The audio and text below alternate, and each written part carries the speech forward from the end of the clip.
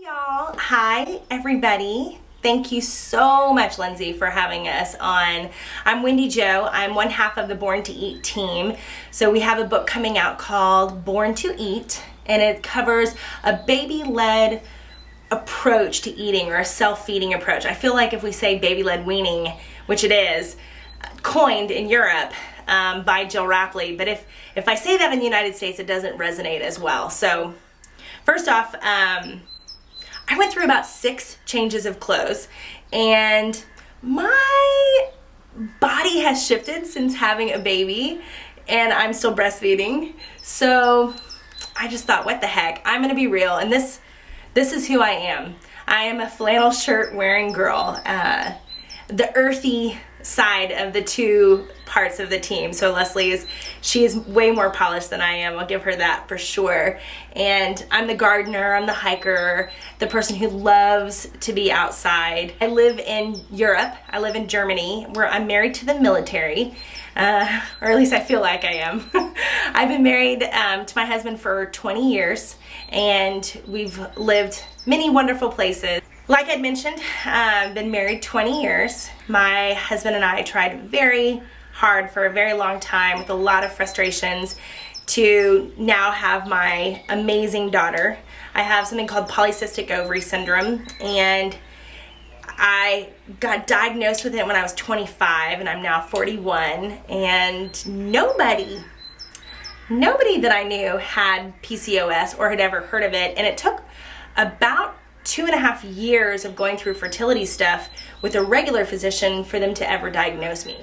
So that's who I am. The professional side of me is I'm a registered dietitian, but I often coin myself more the culinary nutritionist because I have more of a culinary background. Have culinary training at a multitude of culinary schools and taught at a couple different culinary programs as well, and that really is my side of the equation. And so you'll see we have 4 different parts in our book of Born to Eat, and Leslie and I naturally have different strengths, which is so advantageous when writing a book together.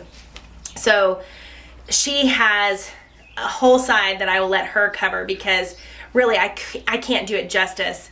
So I'll just kind of share with you all why I decided to do baby-led weaning. Leslie and our other friend, Rebecca Scritchfield, they both did baby-led weaning. And so after watching their girls both go through it, I was just convinced, like, it just started to make sense. It just clicked. So I did. I jumped on the bandwagon full force as soon as my daughter hit 6 months, and but I waited for all the signs of readiness, as well as for my husband to get home from a deployment before we started our feeding journey. And one aspect of who I am is that I love empowering people, and I really feel like that starts from birth on up to death. You know, giving people the power to make their own decisions. I teach a lot on the road, and one of the things that has resonated with me a long time, I do a lot of table setting with children, or I teach them how to use knife skills. And I remember one time a couple moms just panicked when I gave a 2-year-old a butter knife.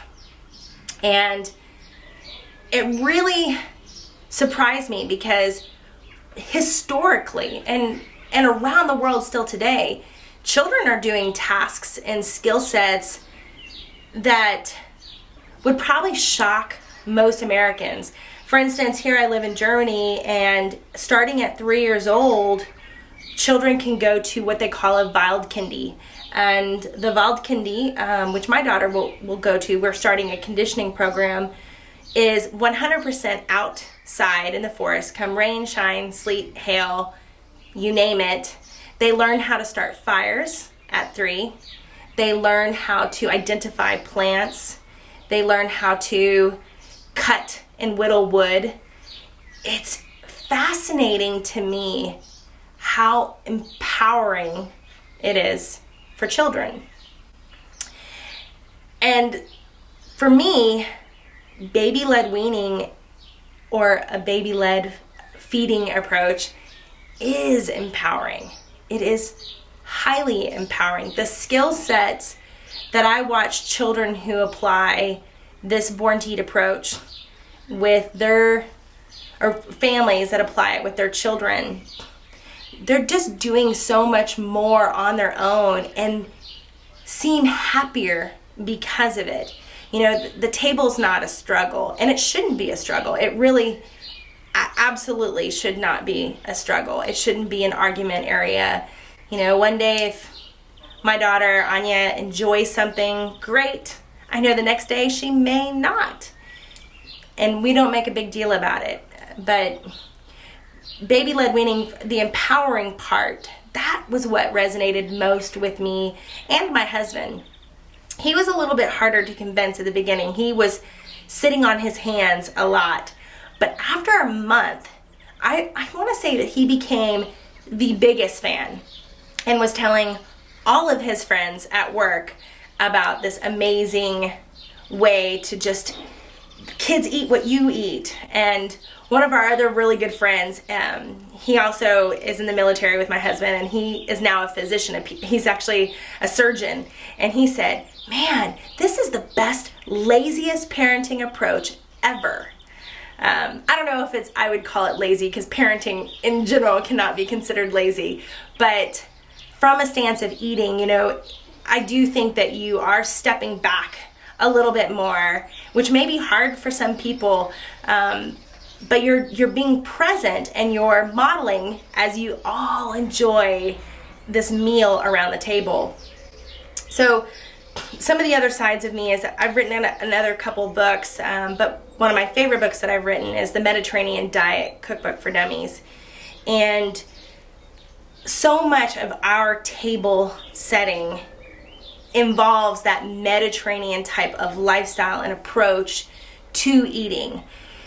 And I think this pathway really honors that, because we talk about our food, we talk about the flavors. That was part of it, you know, just sitting around the table, all of us enjoying a meal. And still to this day, my daughter is 2 now, and breakfast, lunch, dinner, snacks, we sit at the table together and we savor it. And I love it because she'll say, that's good, Mama. That's warming to my heart. What I bring to the table, as well as the foodie, you know, in me, and wanting to honor that in a child and empowering a child to make those decisions for themselves, that really is the Born to Eat side for me. It's